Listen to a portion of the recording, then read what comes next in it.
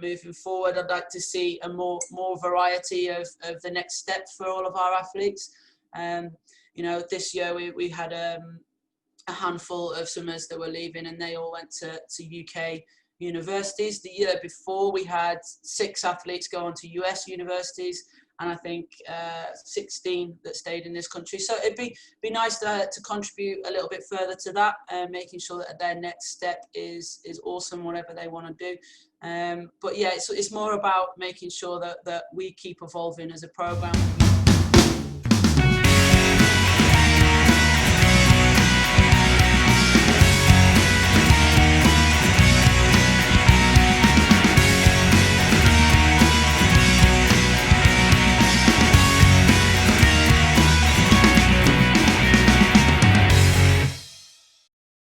Thank you for joining us on another episode of The Journey.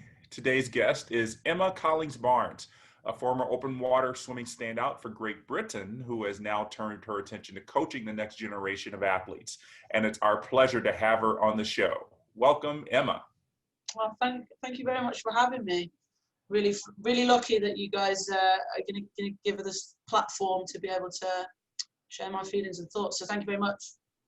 So like Jeff said, you were a swimmer who is now on the swim deck as a coach. But before becoming a very successful coach, you swam at the prestigious Loughborough University, which has a great history of creating some of Great Britain's best swimmers. What got you interested in competing in open water races? I will be completely honest with you. I was never really that interested in it. It just happened to be that it was naturally what I was quite good at, swimming for a very long time. So it kind of evolved over the years. If I'd have had my way, it would have been 200, 400 and 800 free. And my sister was very good in those events as well. So I would have liked to have followed her footsteps with that. She went on to win World, Commonwealth, European medals. And it just wasn't my thing. It was just too short. So it naturally evolved that way, and I think once I'd made the Great Britain team, it was I've ticked that box, and I was always more interested in having a positive effect on other people than I was my own swimming. So it was naturally, right, I'll hang my goggles up, let's pick up a stopwatch. So. Do you remember your first open water race? Tell us about it.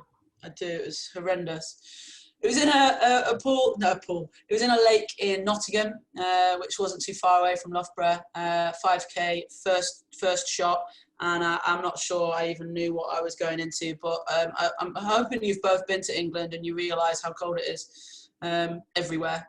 And so it was a bit of a shock to the system. But it happened naturally, and I won the event. So it was bittersweet because I don't think I enjoyed any of it, but I won, so that was pretty awesome. What made you prompt the decision to make that transition from being told what to do as a swimmer to now telling others what to do? Yeah, well, I think the first indication for me was, as I've just mentioned, I was always sort of bothered more about other people than I was myself. And following my sister's career, the huge indicator there was I was more worried about her races than I was my own.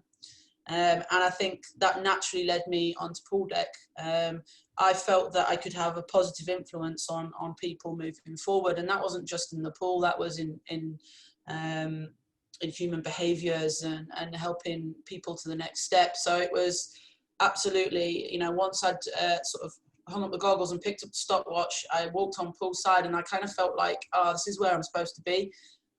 So it was never planned. No one ever plans to become a coach. I think you'd be crazy to do that, but it just happened again naturally, and it was I found it way more interesting. Well, just to go back really quick during your time as an athlete, while you were having that success in the pool and in open water, you were like a lot of athletes around the world, understanding more about yourself as a lesbian in sport. Yeah. And this is something I dealt with also growing up in the sport. And I'm curious how you were able to deal with that inner struggle of wanting to live out your truth while also trying to blend in with your team and also be the best swimmer you can be. Yeah, I mean, I could talk about this all day. looking back on it now, it kind of was my issues with the situation rather than other people. It was probably me projecting my acceptance and the worries around that.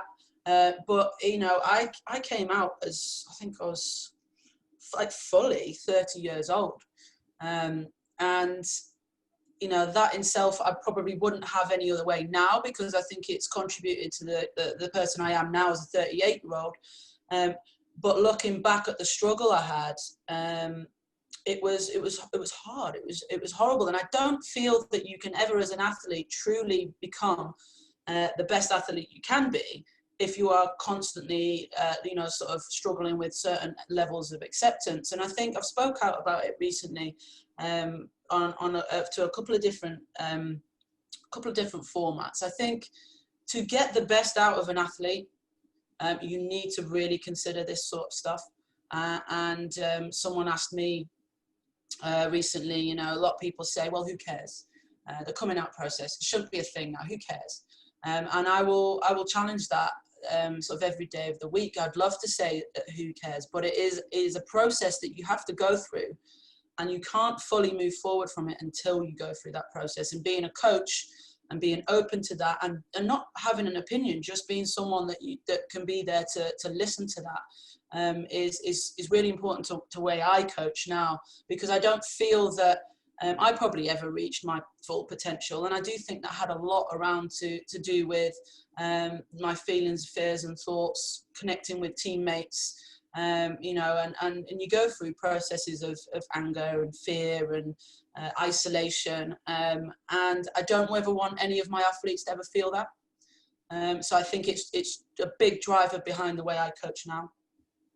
Well, here in the United States, there are very few openly gay swimmers, especially at the elite level. I mean, you can count them on one hand. Were there any openly gay role models in swimming or any other sport that you could look up to in the UK as you were going through the sport? No, you see, I don't think there was. This was back in sort of 2000 when I went to Loughborough, and I swam for the next sort of 4 years after that. And there wasn't really anyone that, you know, I could look at and go, do you know what, this is going to be okay. And there wasn't really any visible role models. There was probably one, Zoe Baker. At the time, she was world record holder in 50 breast, and she was probably the only person at that stage. So that's hard. Growing up without a role model, or at least someone to look to go, everything's going to be fine. It is difficult. And again, you know, that's why it's so important to me now, because being able to be in this position where I'm leading a program of young athletes, and just being that person where they know that role model is there, and being able to have that conversation doesn't matter whether you're gay, straight, transgender, anything. It's just having that conversation and feeling like, well, look at Emma now, she's fine, because it will be fine. Everyone will get to that point, and I'm sure, you know, there are troubles with it, but I never thought myself back in 2000 that I would be happily married as a 38-year-old, and it not affecting my job, it not affecting the way people see me or talk to me, which is quite incredible. So how did being a closeted athlete in your 20s affect your swimming performance? I mean, I suppose at the time I probably didn't think it affected me at all, but there was a constant fear. There was a constant fear of, you know, what if my coach found out? How would that go? What if, you know, that teammate found out? And there were occasions where, you know, people have, you know, hear rumors, or they say this and that, the other, and it gets back to you, and it's that rancid fear. And that has got to affect how you can perform moving forward. And I didn't know it at the time. So yeah, it means that people don't really get to know you as well, the authentic version of you. And how can you expect a coach to completely get the best out of you if you don't know all of those personality traits and the things that make you tick and get you to be your best. So Yeah, it's definitely something that I would encourage all coaches to consider on every level. It's really important to have those conversations and make those athletes feel comfortable. Yeah, I know what you mean. It's exactly what happened in my life. As I was so that fear, it can be very crippling, and you don't know it at the time, but yeah, you look back and you instantly identify that was the reason. Yeah, absolutely that. Knowing what you know now, what advice would you give your 18-year-old self about dealing with these two aspects of your life? Oh God, that's an interesting question. It's like straight out of RuPaul's Drag Race, this question.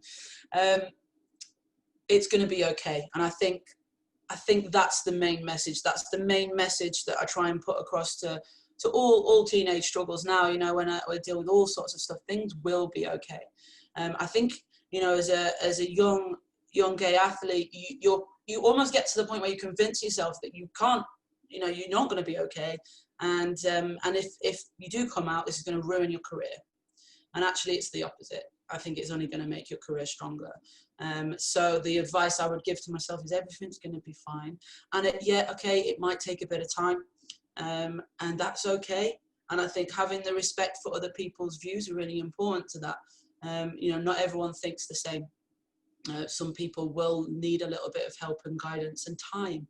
And you know, the day that you come out doesn't have to be the day that, you know, you tell everybody in the whole planet. You don't have to Facebook status it. Just do it on your own time, but know that it will be okay. And you know, I think, like I said, I don't regret kind of the way it happened. I think it happened right, because I do think that it's led me to the path that I'm on now. And I'm really hoping that you know, my experiences can help the young athletes of the future moving forward. I love that. That's something that I try to remember. I even have a sign in my room that says, everything will be okay.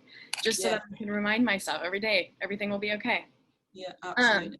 But you mentioned in an article that after retiring from swimming, you felt kind of a huge void in your life, and that coaching kind of helped fill that void. How did coaching give you that outlet that you hadn't already thought about when you were a swimmer yourself? I think it just because it happens so naturally. Swimming is, I mean, you guys know, swimming isn't a job or a career. It's just a way of life. It's just, you know, when you're involved in swimming, it's hard to explain to someone that's not involved in it, but swimming is just me. It kind of doesn't define me, but it is such a huge part of who I am. And it's the same with our family. You know, it was a family affair. You know, my sister was a swimmer. My mum and dad invested so much time into swimming. It becomes just a way of life.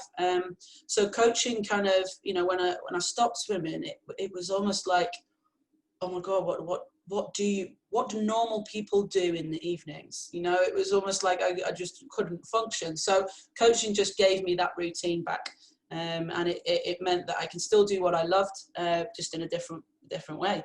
And I've not really looked back since. One thing that I do try and make sure that swimmers that I deal with now don't feel is defined by swimming, because I think there was an element of that, you know. I think swimming, I felt, did define me. You know, if I don't have swimming, then what do I do? And so we do a lot of work here at the school as going, look, swimming is a big part of what you do, but it's not who you are. And again, that just sort of links back into making sure that these guys know, you know, if there was a young LGBTQ person wanting to hear, it's going to be okay. That's really important to that, you know. Swimming doesn't necessarily define you. Being gay doesn't define you. What else, you know, and we encourage those other things, other activities, you know, making sure that they, you know, if there was ever a time when swimming wasn't part of their life, they didn't feel like they had nothing left.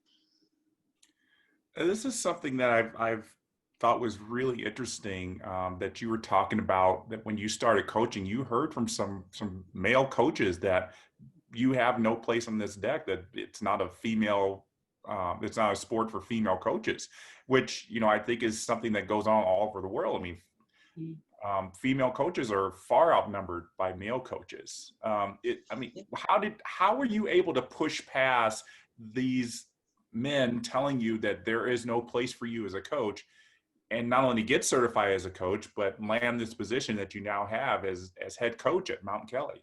Yeah.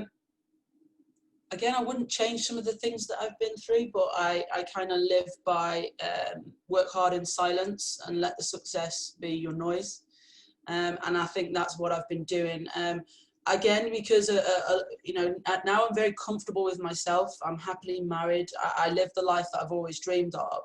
That also helps me calm down a little bit. So if I ever found myself in a position just starting out as a young female coach where I was on the receiving ends of these comments or behind, you know, people talking behind my back, it did come out in quite a lot of anger. And I don't think that helps when being perceived in the coaching environment. You know, I was getting very much, you know, feedback that, you're not very approachable, you know, you look quite angry. And I suppose I look back and I think maybe I was quite angry, and I was hurt. And I knew that this was what I was supposed to do, but I wasn't getting necessarily the support that I needed. And so I made that decision, you know, as my life went on, to just smile and nod and just be, you know, I know that I can be good at what I'm doing, and just let the success slowly come. And I think, you know, through my personal journey of acceptance, that coupled with my career, that worked really well. But do you know what? I've had all sorts of comments over the years. You know, even recently, I had a young female coach reach out to me and say, you know, I've been told that there is a link between a certain personality trait that female coaches have, and that's like a male personality trait. And you know, even now in 2020, you know, there are still young female coaches that are hearing this out there in the swimming world, and I do feel quite a strong sense of responsibility to have an effect on that moving forward, because it's got nothing to do with a male personality trait. It's a personality trait. So whether you're a female or a male coach, successful coaches have certain common personality traits, and that's got nothing to do with being a female or a male. And that is definitely something, you know, I want other people to hear. So another British swimmer from your era, Melanie Marshall, has also made a great transition from swimmer to coach, as she now works with world record holder Adam Peaty. How has her success helped you kind of understand what you can achieve in this sport as a coach? Mel is, so I lived with Mel back in university days. There was 5 friends that all lived together. We named ourselves the Upstairs Massive. A long story. I won't explain it now. It's not that interesting. But having known Mel from 18 years old, she was definitely, you know, again, a big personality, and she was very confident in her ability. And she was a bit of, I mean, we talked about role models, you know, she was a bit of a role model for me. You know, she was very driven in anything she did, anything. I mean, whether it was making a really awesome dinner or swimming up and down pool fast, no matter what it was, she was driven and she was going to be the best. And for me, that was something that always resonated, being around her. Self-confidence is key. You always have to be, and this is in life in general, you have to be your biggest fan. You have to be the CEO of your fan club, and you know, get the right balance between it becoming across as arrogance. But you know, if you are always your biggest fan, then you will always achieve. And I think that's probably the biggest lesson she's taught me throughout the years. You know, just try and block out the haters and just focus on yourself. So yeah, she's an incredible role model for any coach in the world, because she really does, you know, get after it, and as does Adam. So like Melanie, you kind of managed to nurture great performances out of rising stars on your team. Federico Berdisso, he got 4th in the 200 fly at the 2019 World Champions at 17 years old, and he's now over here in the United States as a sophomore at Northwestern University. What did you see in Federico that convinced you of his potential? Watching Federico swim straight away, it's just, you know, people talk about that thing. Fede just had that thing. You know, his natural feel for the water, the flow. I mean, it's magical to watch. And so as a young 16-year-old, I was actually 15 when I first saw him. As a young 15-year-old, he knew. And he sold it to us, which was amazing. And we would feel very privileged that he chose Mount Kelly to study his A-levels. But he was, again, very driven. He knew what he wanted, and what he wanted was, international medals. And I think the first breakthrough came at the end of his lower 6th year here, where he became the youngest male in history to win a European medal. He needed that tick. Once he'd got that ticked off, then he was very confident moving forward in what he could achieve. But yeah, very outstanding young man. It's absolutely amazing you're able to, it's one thing to have that goal, but to accomplish it so quickly. I mean, it's a lot of 15-year-olds say they want to have these goals, but to be able to get in the pool day after day and train and actually do it, even like you said, the next year he was the youngest person to win a European medal. And then at 17 years old, not just getting in a world championship final, but just that close to a medal is a testament to you and to Federico, I think. And I'm sure it was a big proud moment for you to see him not only in that final, but to see him get fourth in Gwangju last year. Yeah, it was actually, that swim was on my birthday, and I was tied up at the national championships here.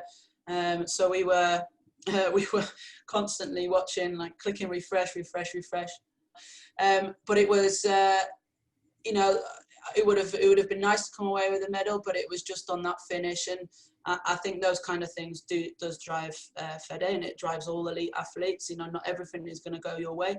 And the same with the Europeans the year before. He made a bit of a mistake going through the semis. He hadn't got that spot, and it just happened to be that one of my other former athletes, James Guy, pulled out, and that was enough to go, I'm going to get after that medal now. Like, I'm not making this mistake again. And he is extremely driven in that respect. So I wish him absolutely all the best. I think we're going to be seeing lots of Federico. Yeah, and I didn't know James Guy was one of your swimmers as well. I mean, he's done very well in this sport. So you've obviously done some really good things over there at Mount Kelly. And look, this was back in the Millfield days. Like, he was obviously he was an age group athlete at the time. Okay. But again, we talked about what was it that we saw in Fede, same sort of thing as what you can see in James. I think that kind of level of athlete, has this kind of drive that is untouchable. And knows, and you can see that and see certain attributes of that in these swimmers really early. How were you able to grow this program in Mount Kelly and continue to thrive while there were some parents who were fighting to have you removed when they learned you were a lesbian?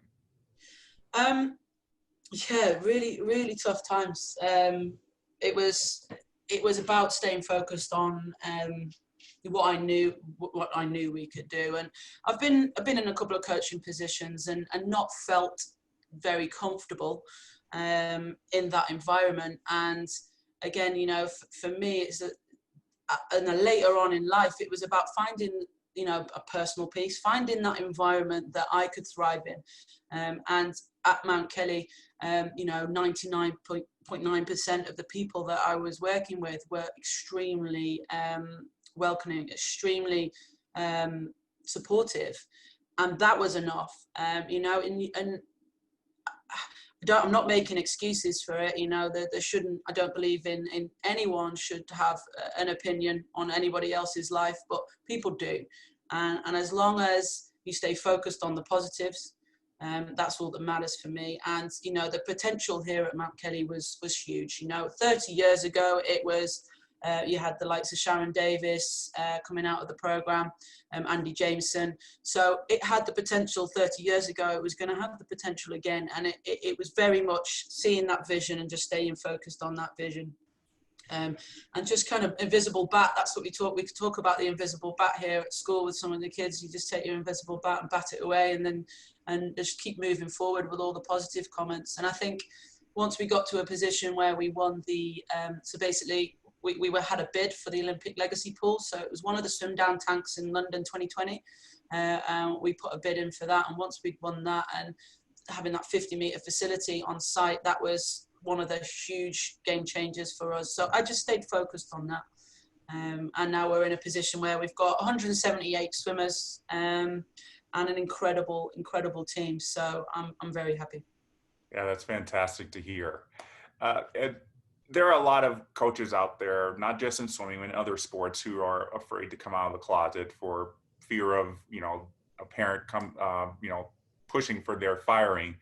If a closeted gay coach came to you and said that they, like you, were afraid of at one time being fired because of who they loved, or they were just worried about the public response to their coming out, what advice would you give them?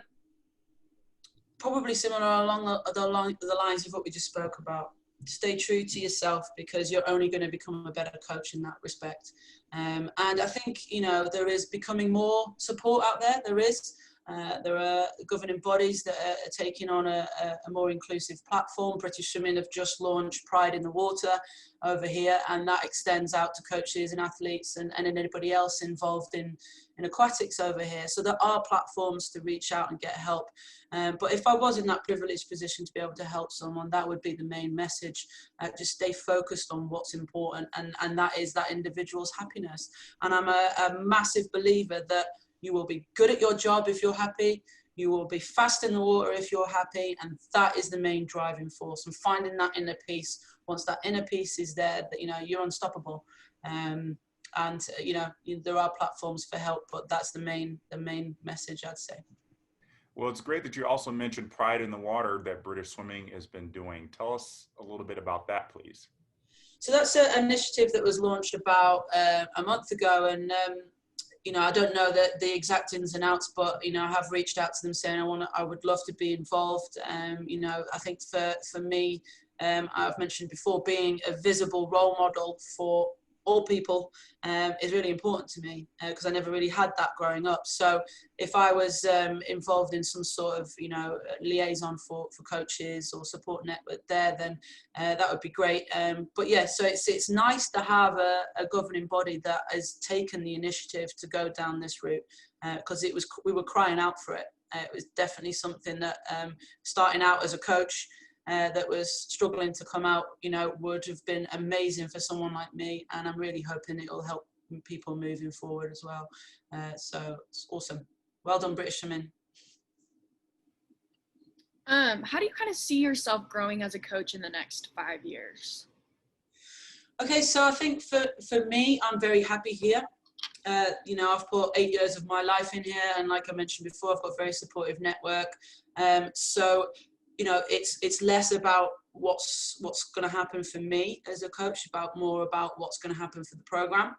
And we've got some really exciting things happening here within our program. So we have had some growth, but the next step is really making sure that we are a really strong, steady supplier of European, world juniors moving forward, so we can contribute in that way. But the other way that it's really important for us that we are contributing as a swimming program to what we call the complete swimmer, and having a really positive effect on children's academics, making sure we're setting them up for the next step, and we're doing that really well. I still think we can get better at it moving forward. I'd like to see a more variety of the next steps for all of our athletes.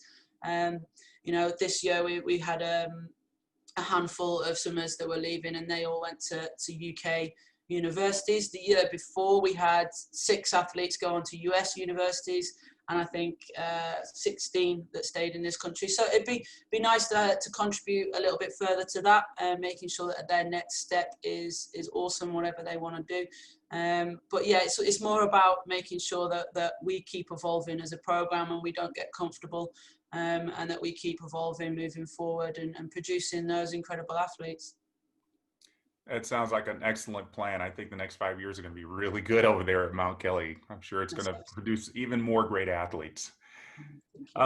Emma, thank you so much for joining us. I've definitely learned a lot. I think in some ways you kind of held up a mirror for me to understand, how I can, continue to live out my best life. And I really am appreciative of that for you to share that. And hopefully other coaches and swimmers out there will learn from this as well. And I'm sure they're going to continue to thrive. And All the best to you and the team there at Mount Kelly. All the best to you and your wife. And we will hopefully see you and an athlete at the big meets very soon. Absolutely. Thank you so much for having me, guys. Absolutely. Thank you so much. And thank you all of you for joining us today. And as we always say, it's not just about the destination, it's also about the journey.